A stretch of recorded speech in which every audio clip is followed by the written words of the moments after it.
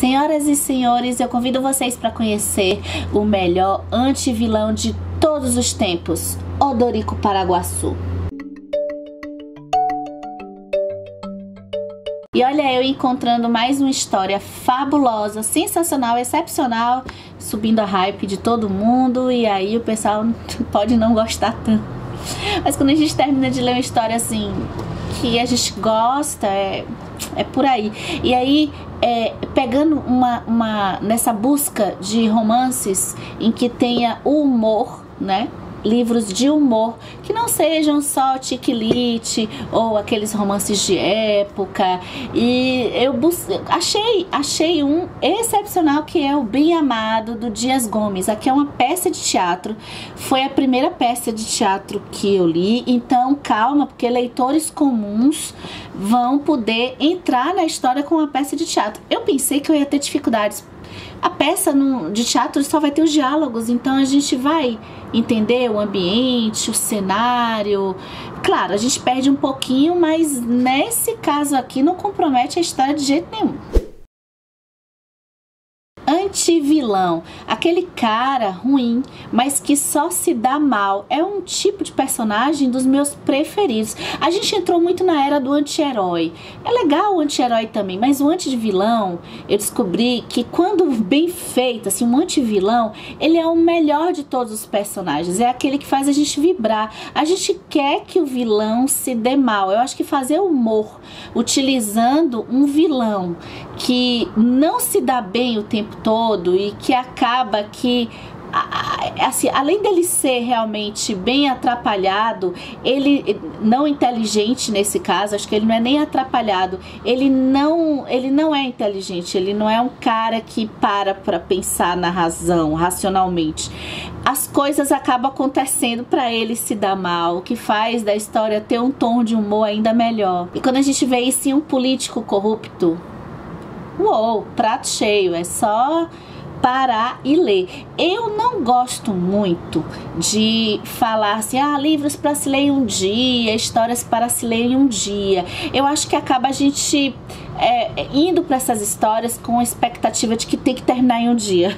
E eu acho que a história, cada um tem o seu tempo, mas se eu tivesse que falar de um livrinho assim bem rápido e que talvez por não ter nada de linguagem poética, não precisa a gente entrar tanto assim numa complexidade de história, a gente vai entender exatamente a paródia, certa paródia, não sei se eu falei certo, mas assim, o que ela quer criticar, estilo Charles Chaplin, vai ser esse livro aqui, porque ele é uma leitura rápida e que com humor vai proporcionar boas risadas, e a gente vai ficar pensando nele por um bom tempo, com muito assunto para refletir. Odorico Paraguaçu começa essa história. Ele tá no cargo de vereador da cidade de Sucupira e ele tá presenciando ali, junto com outros personagens, um enterro em que tem todo um trabalho, porque na cidade de Sucupira não tem cemitério. Todas as pessoas que morrem ali têm que ser levadas para a cidade mais próxima para ser enterradas. Então toda essa coisa do corpo, de levar, o custo que se tem, numa conversa ali, ele pensa, né, conversando com algumas pessoas, ele fala assim, poxa, Sucupira tá precisando de cemitério, e se eu for eleito prefeito, eu vou construir um cemitério para Sucupira. Ali naquele momento, as pessoas que estão ali ao lado dele ficam, poxa, tá sendo tão difícil fazer esse enterro, então vamos eleger o Odorico Paraguaçu. Odorico Paraguaçu mente, mas mente tão feio que chega a ser irônico. Agora, com relação à construção do cemitério, ele não mentiu. A gente tem que dar o crédito. Ele prometeu que ia construir o cemitério e ele vai construir o cemitério, custe o que custar. Esse é o problema. Bem, ele utiliza os recursos da prefeitura de Sucupira para construir esse cemitério, e logo na construção a gente vê que ele teve que deslocar recursos de outras áreas, como por exemplo a escola de Sucupira, e fica até sem merenda escolar os alunos de lá, porque tinha que pegar a verba para construir o cemitério. pior de tudo nem foi isso, porque quando o cemitério fica pronto, precisa fazer o quê? Inaugurar o cemitério. E aí é que Sucupira é uma cidade muito boa de se morar, uma cidade que ninguém fica doente. Quando fica doente é besteira, ninguém mata ninguém. É uma cidade ok, então ninguém morre em Sucupira. E aí, como inaugurar o cemitério? O Dorico Paraguaçu fica possesso, porque ele é bem criticado. Ele tem quem para criticar ele? O Neco, que é um jornalista que escreve as colunas no único jornalzinho da cidade e sempre foi oposição ao Dorico Paraguaçu. Ele vai ficar falando, poxa, político, constrói um cemitério, que nem tanta gente morre assim na cidade. É uma cidade pacata, uma cidade boa de se viver, o índice de qualidade altíssimo de vida. E aí a merenda escolar tá faltando. E o Dorico Paraguaçu tem verdadeiro ódio pela oposição. E de qualquer jeito ele vai fazer de tudo para que seja inaugurado o cemitério. Só que aí a gente pode pensar assim, o Dorico Paraguaçu vai matar uma pessoa para ter um enterro no cemitério, mas não é simples assim. É aí que a história fica muito boa. O Dorico Paraguaçu, ele é um cara atrapalhado, ele vai tentar fazer com que alguém morra do jeito mais ridículo possível, pra gente dar muitas risadas. Ajudar pessoas enfermas que estão nas últimas e estão em outra cidade para vir se tratarem no hospital de lá de Sucupira, com todos os custos pagos pelo governo. Você já tomou todos os providenciamentos? Mas, pô, providenciamento de quê? Carro, fone, coroa, banda de música. Não, senhor, eu não providenciei nada. Mas providencia para amanhã, você já não tá vendo? Amanhã eu vou mandar fechar o comércio, porta tudo fechado, feriado escolar, vamos fazer um enterro monumental. E depois, uma festa para comemorar a nossa vitória. Ele vai incitar brigas. Pessoas pacatas da cidade de Sucupira podem ficar mais nervosas, porque o Dorico Paraguaçu vai incitar rivalidades de pessoas que podem vir a ter o pavio curto. E aí pessoas, por exemplo, bandidos horrorosos que já saíram de Sucupira há muito tempo. Zeca Diabo chega como personagem maravilhoso nessa história.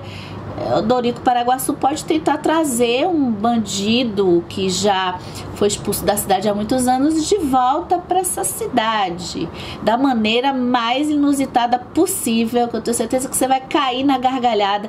E acreditem, gente, essas coisas podem parecer assim, levam o tom do absurdo do Dias Gomes colocando nessa peça, mas a gente vai lembrar. Se você já leu o jornal da sua cidade ou acompanha as notícias políticas aqui do Brasil, você vai lembrar de coisas semelhantes que aconteceram várias vezes na nossa história.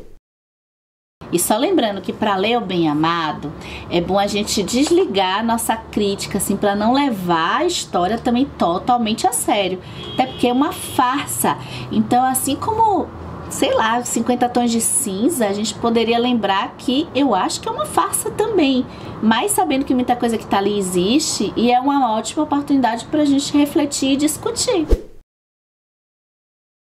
E aí, como essa história, ela entra nessa coisa da nossa cultura, assim, brasileira, ela se passa na Bahia, a gente vai ver alguns personagens, assim, que a gente talvez associe algumas coisas que Jorge Amado já escreveu. Então tem Dulcineia, sempre tem aquelas beatas, assim, que estão ali apoiando o político incondicionalmente. Sempre tem um padre daqueles, né? A gente vai ter também aquele personagem assim inocente, que não tem assim estudo e que quer ajudar sempre. Aí eu vou citar o Moleza, que tem uma coisinha que ele bota o estereótipo do baiano de ficar lá preguiçoso, mas eu não me senti assim. Nesse caso eu não me senti assim muito ofendida, não, porque ele tem assim um papel de ser aquele cara que fica lá, que só pega um trocado ou outro para ter o que comer. Ele quer ter a vida dele assim, e de certa forma ele vai ser responsável assim pelo cemitério. E como que esse tipo de pessoa é responsável pelo cemitério vai se comportar. Tem o Disseu Borboleta, que é um cara super pacato, que tem como hobby caçar borboletas. E a mulher dele é uma mulher que às vezes quer apimentar o relacionamento e não consegue. Então, enfim, gente, é um prato cheio. Uma história assim que já fica na minha lista de favoritos da vida em termos de história, de humor.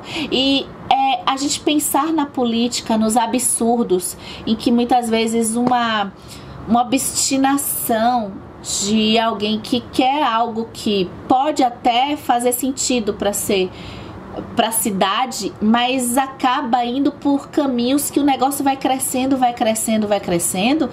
e esquece, por questão de vaidade, esquece do básico de um governante, que é prezar pela saúde, pela harmonia, pela segurança e pela educação da população. O conforto apenas que nos dá, porque na nossa realidade não é assim, eles acabam sempre conseguindo manipular tudo para acabar bem, e nesse caso aqui o bom é que essa forma de humor que o Dias Gomes escolheu fazer nessa peça, que teve muita fama, teve novela da Globo, e eu fiquei muito sentida que é uma novela que não tem muita reprise, não fizeram uma nova novela do Bem Amado. Se você souber de alguma produção que foi feita aqui no Brasil, fora aquela antiga do Bem Amado, deixa aqui no comentário que eu vou adorar. E o Dias Gomes ter feito dessa forma, eu acho que traz até uma leveza maior, a gente pode sorrir e ao mesmo tempo pensar sobre esses assuntos da política.